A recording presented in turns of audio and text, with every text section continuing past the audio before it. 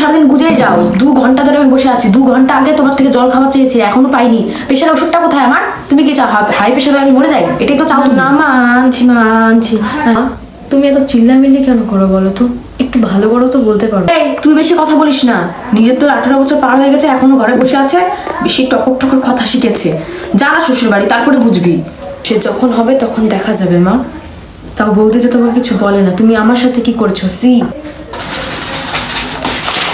তো এমন তো একটা আমার কাছে পড়ে আছে। মা মা শাশুড়ি মাঝে মাঝে যাচ্ছে, একটা সবার কাছে খারাপ হয়ে পড়ে থাকে।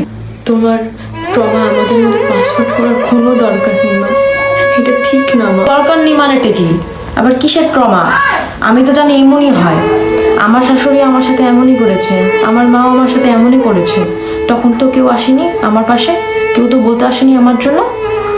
তখন তো আমার পাশে কেউ ছিল না। আমার আছে মা, তুমি আছো।